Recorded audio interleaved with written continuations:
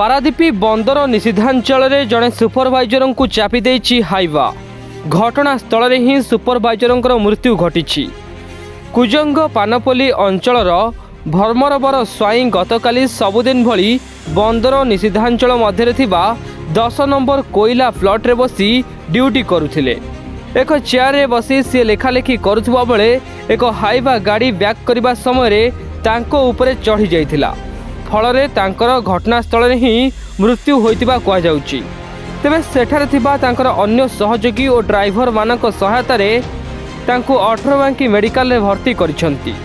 नेहुरबंगला सामुद्रिक थाना पक्षरु हाइवा गाड़ी को जबत करा जिबा सहित तदंत आरंभ होइछि।